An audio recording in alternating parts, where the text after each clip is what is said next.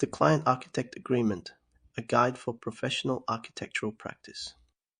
The Client-Architect Agreement is one of the most important documents in the architectural profession. It governs the relationship between the client and the architect by defining expectations, responsibilities, and obligations.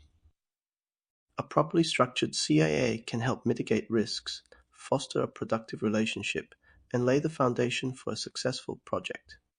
This guide combines key insights from the two modules, offering a detailed explanation of each part of the agreement and its significance in practice. Part 1. Understanding the core components of the Client-Architect Agreement. Introduction to the Client-Architect Agreement, setting the foundation. The Client-Architect Agreement is not just a legal formality.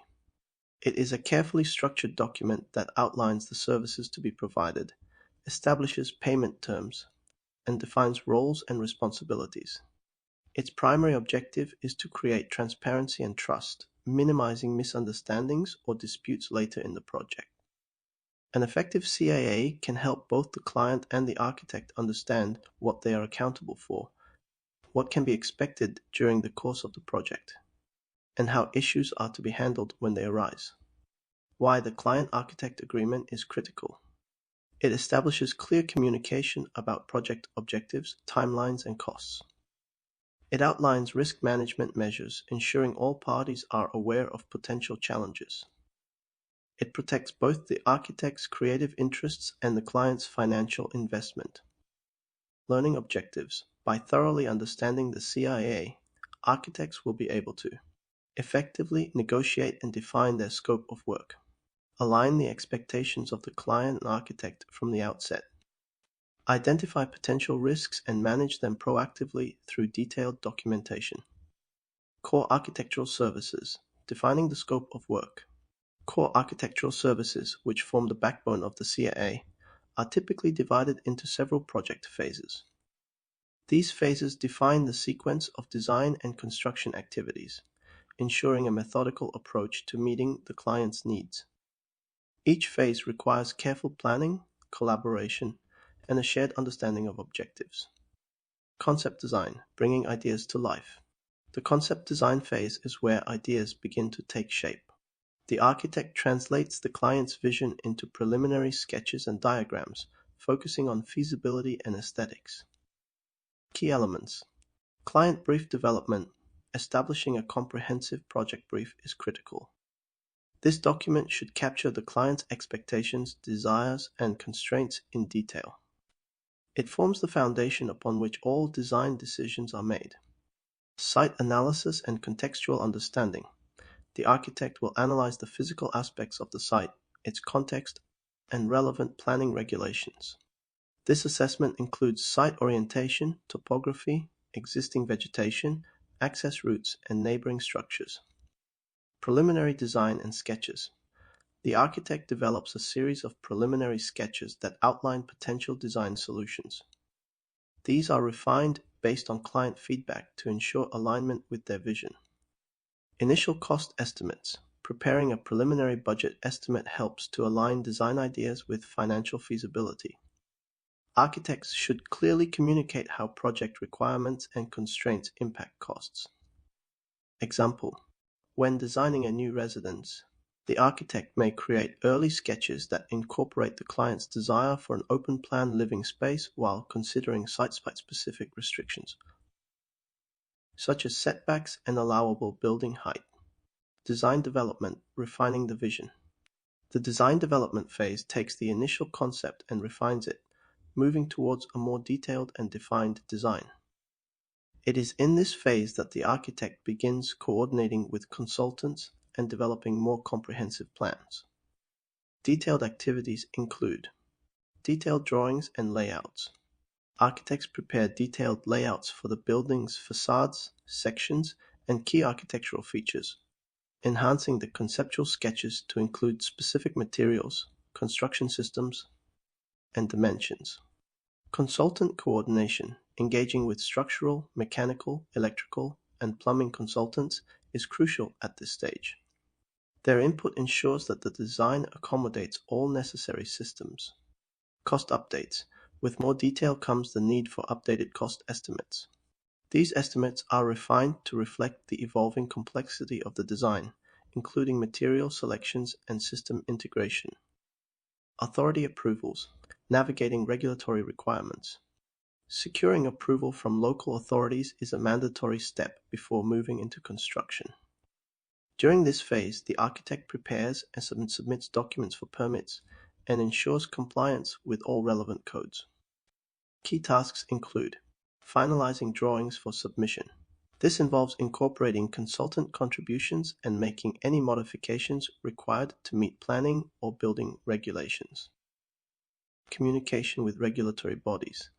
Architects must liaise with planning authorities, adjusting designs as needed to satisfy compliance requirements. Budget management. Any changes resulting from the authority approvals process may impact the project budget. The architect should work with the client to reassess costs if necessary. Example: for a commercial office building, the architect may need to incorporate changes to meet fire safety regulations before submitting the plans for approval. Construction documentation, building with precision.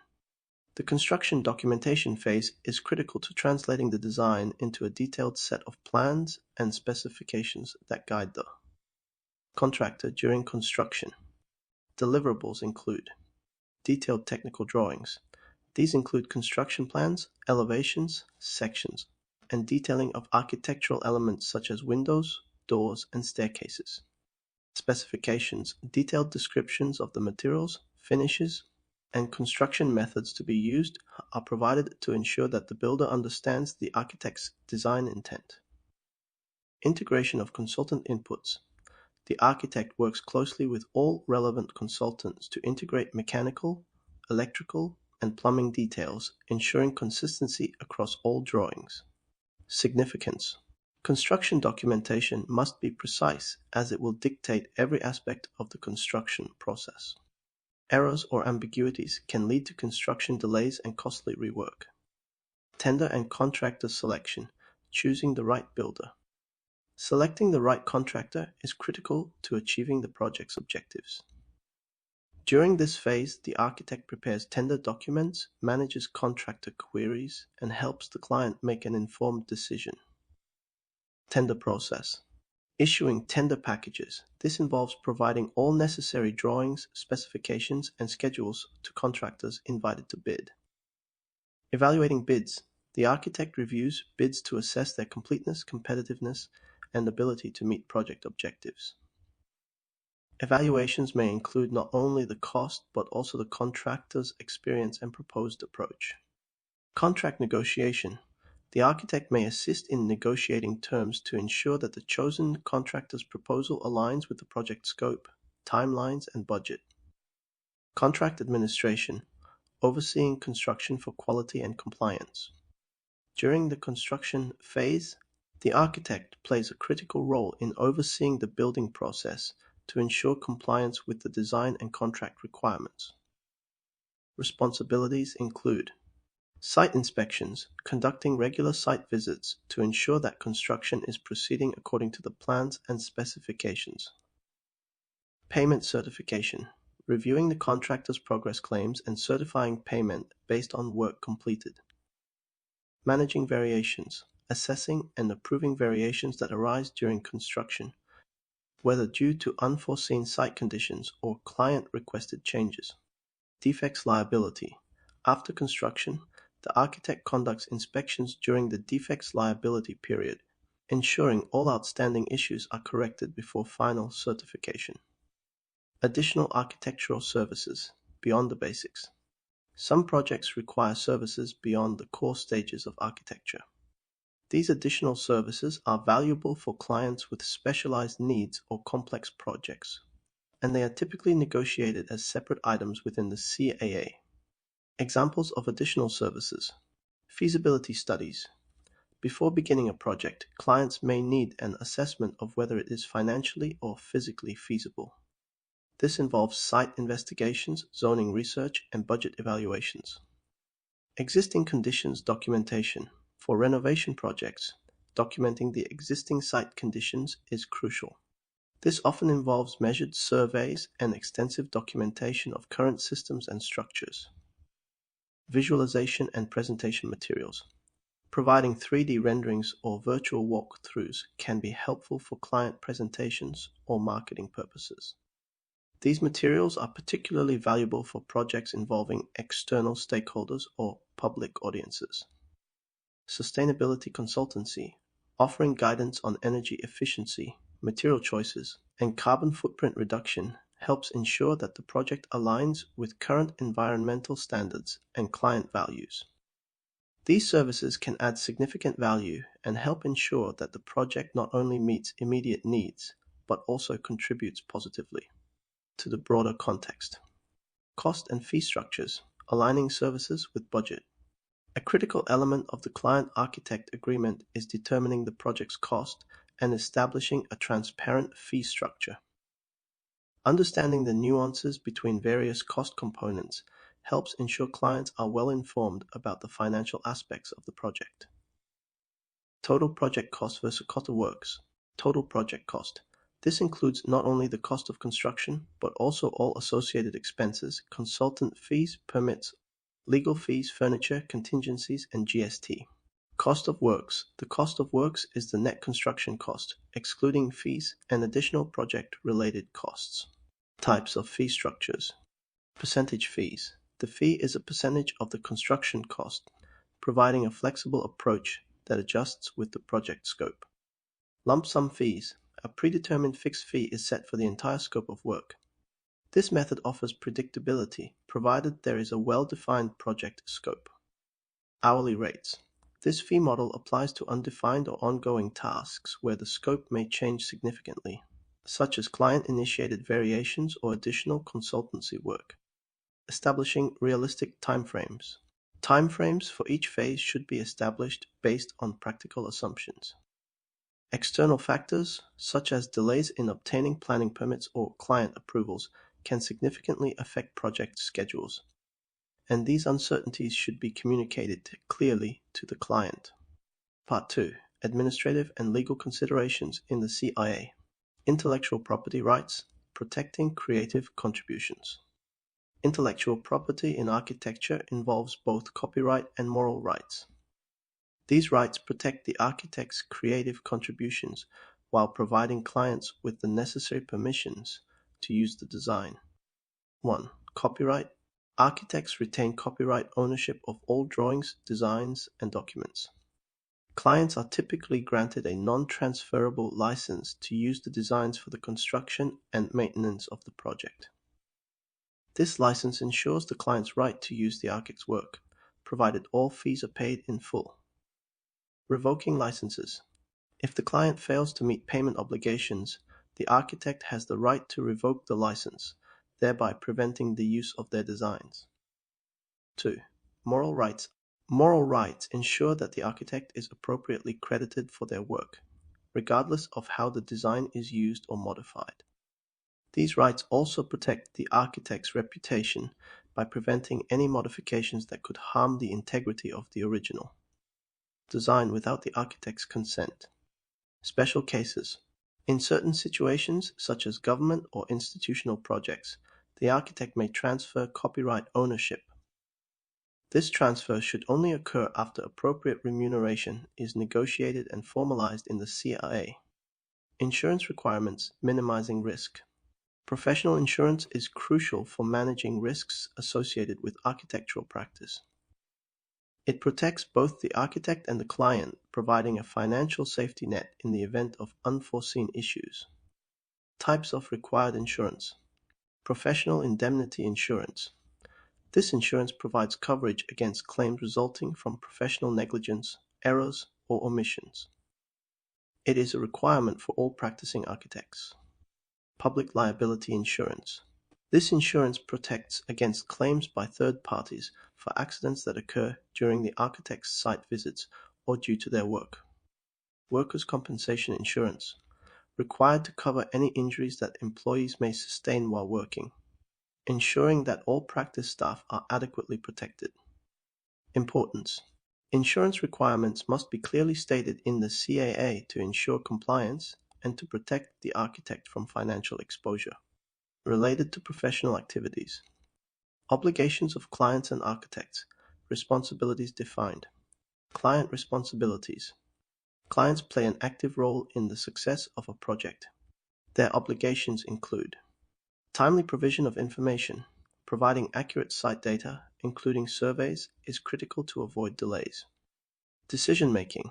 The client must make prompt decisions, especially at critical milestones, to keep the project on schedule. Financial commitments. Ensuring timely payments to the architect, consultants, and contractors is necessary to maintain project momentum. Permissions for promotional use.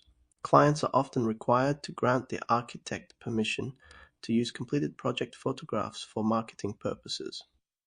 Architect responsibilities.